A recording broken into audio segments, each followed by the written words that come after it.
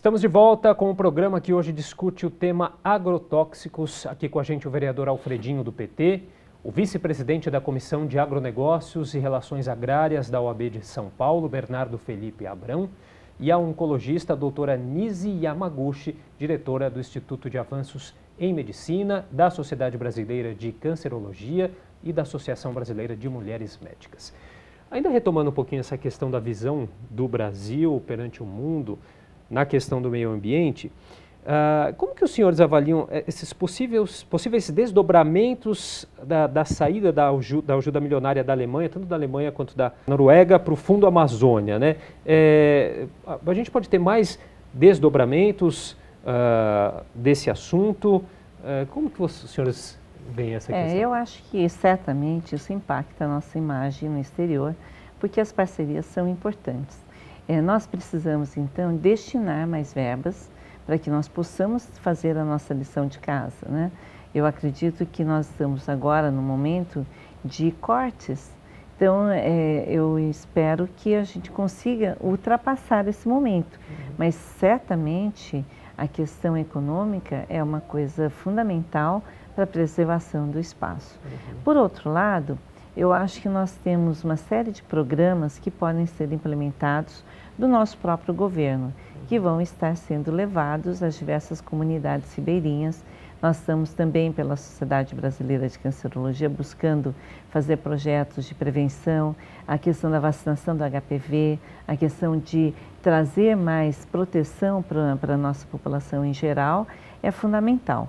Então, ao mesmo tempo que você perde fundos internacionais, a gente tem que demonstrar uma responsabilidade com relação a esses assuntos para captar mais uma boa vontade do mundo para conosco e fazermos a nossa lição de casa. É essencial. Vereador, qual que é a visão do senhor? Como que fica a imagem do Brasil perante essas últimas medidas aí? A imagem do Brasil, ela é uma imagem principalmente de quem governa.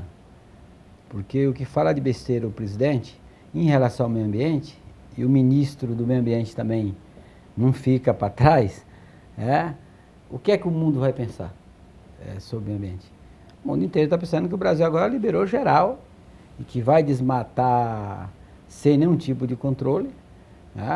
Os estudos já mostrou, mas além disso, o que o mundo pensa é que o presidente, o que ele fala é um sinal que está tudo liberado e que agora acabou, né?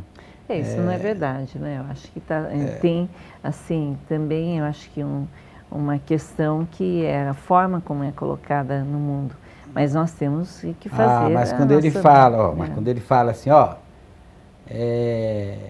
como é que fala? Quem para preservar o meio ambiente tem que fazer sua necessidade fisiológica um dia sim, um dia não, que preserva. Ele é a maior autoridade do país. Não pode falar isso. O país de um sério, quando um presidente, o líder principal do país, fala uma coisa dessa, que impressão que ele vai ter do país? É tanto que os países que investiam no fundo da Amazônia aqui estão cancelando as ajudas por conta dessas falas, né? Aí vai o presidente, o ministro do meio ambiente, toda hora com outras besteiras, começa a perseguir técnicos de institutos ambientais que trabalham para preservar o meio ambiente.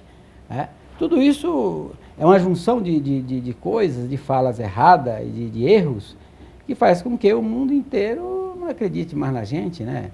A Amazônia é o pulmão do mundo, não é só do Brasil, né? O que está em jogo é isso. É isso, a imagem do Brasil, na minha opinião, é essa. Eu acho que tem uma preocupação exacerbada com a soberania do Brasil em relação à Amazônia, e o interesse do mundo, né, desses países, não é geopolítico, né? Na minha visão, eles querem realmente preservar o meio ambiente, querem fazer investimentos muito a fundo perdido no Brasil, e realmente nós temos que ter uma postura mais agregadora, de receber sim essa ajuda, porque nós precisamos mesmo preservar o bioma da Amazônia, não é fácil. Então nós temos que ter essa postura, e alguns governadores do norte estão com uma iniciativa muito louvável de se reunir e ir negociar diretamente com a Alemanha, com a Noruega, para trazer esses recursos, seja via Banco da Amazônia, então, por meio de outros mecanismos que não o Fundo da Amazônia. Então, existe essa preocupação e já há movimentos para tentar reverter essa imagem, né, que está um pouco distorcida mesmo em relação à ajuda que esses países querem nos dar. Eu acho que nós temos que receber de braço aberto, nós precisamos desses recursos. Eu acho que nós temos que tirar um pouco a ideologia, né, sem embasamento, para deixar de receber esses recursos. Quer dizer, nós precisamos deles, né? É pouco, pode ser pouco, mas são essenciais aí para cumprir os objetivos que ele se propõe, de preservação ambiental. Agora, qual que é a importância que tem a informação em todo esse contexto, voltando a falar dos agrotóxicos, né? Há alguns anos ou algumas décadas, as pessoas não tinham o tanto de informação que a gente tem hoje em relação a esse assunto. Qual é o poder da população para também se envolver nessa questão, a fazer escolhas? Como que a população pode interferir também nessa questão? Tem um problema cultural e de educação, tudo nós sabemos disso, né? Mas eu acho que a população precisa ter mais informações, né?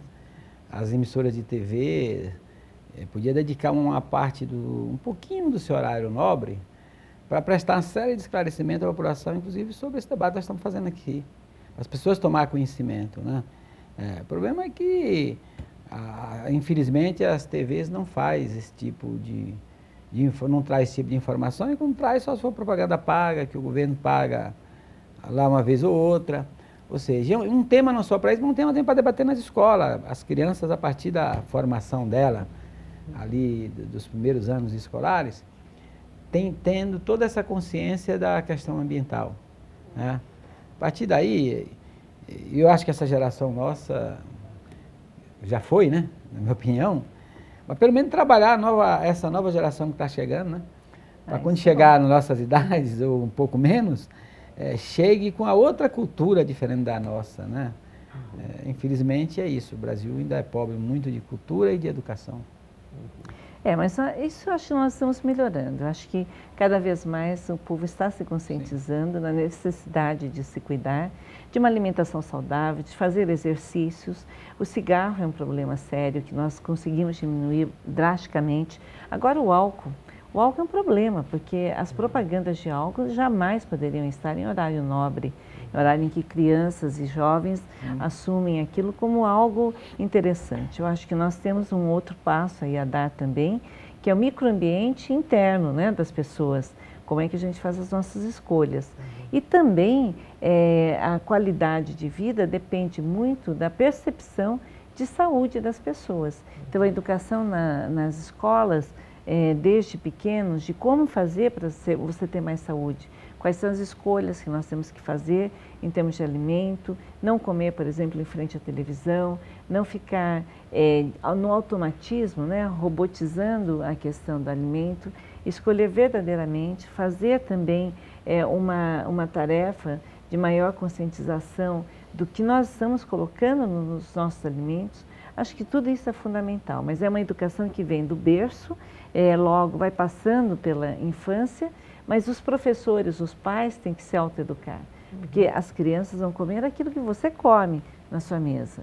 As pessoas vão se espelhar em você, e isso é fundamental. Tem uma outra questão que a gente, acho que não falou tanto aqui, mas a questão em relação à mercadológica mesmo. Os produtos orgânicos são mais caros ainda hoje, né? Não precisam ser, podem ser mais acessíveis.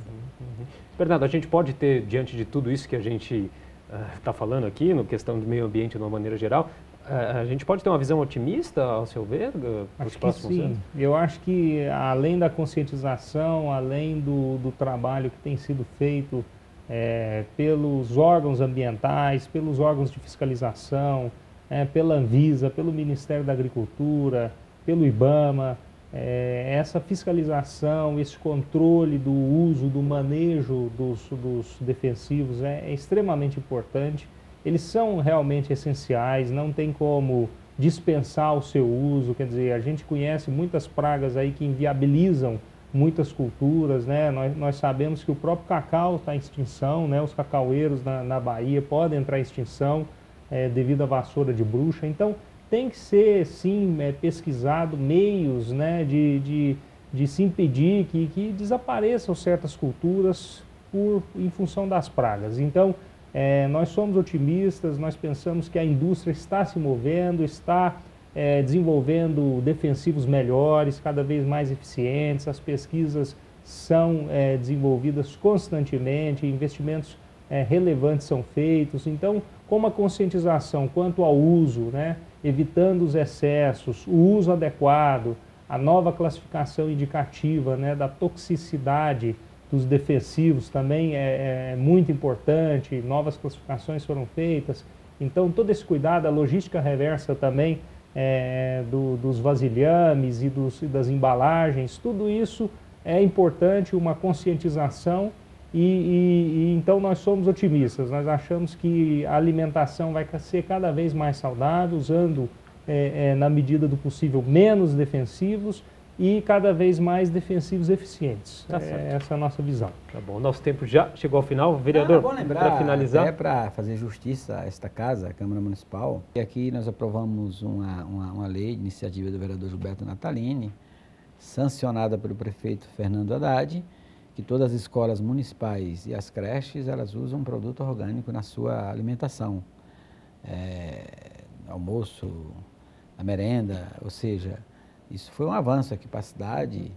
Recentemente houve um debate que essa compra era feita pela própria prefeitura, centralizada na secretaria, eles descentralizaram o recurso que é gasto com os produtos, para que eles possam comprar, as próprias creches e escolas possam comprar no próprio bairro. Então, isso é um avanço, vai na linha que a doutora estava falando aí, da educação alimentar, partindo das escolas, no começo. Bom, nosso tempo já estourou, mas é importante também a doutora falar que tem a visão não tão otimista. A minha visão não é otimista, eu acho que nós estamos frente a um problema sério de saúde pública.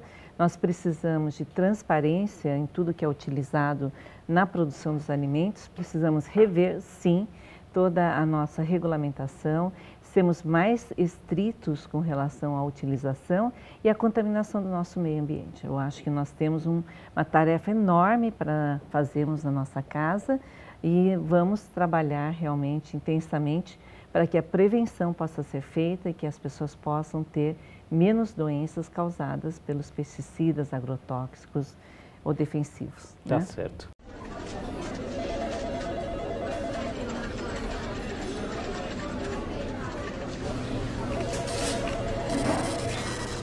Bom, infelizmente, nosso tempo já chegou ao fim, mas eu queria agradecer a participação do vereador Alfredinho, do PT, do vice-presidente da Comissão de Agronegócios e Relações Agrárias da OAB de São Paulo, Bernardo Felipe Abrão, e da oncologista, a doutora Nise Yamaguchi, diretora do Instituto de Avanços em Medicina, da Sociedade Brasileira de Cancerologia e da Associação Brasileira de Mulheres Médicas. Agradeço também a você que nos acompanhou no programa de hoje. Se você quiser rever esse ou qualquer outro dos nossos programas, acesse saopaulo.sp.leg.br/TV Câmara SP, um dos nossos canais nas mídias sociais. Até a próxima.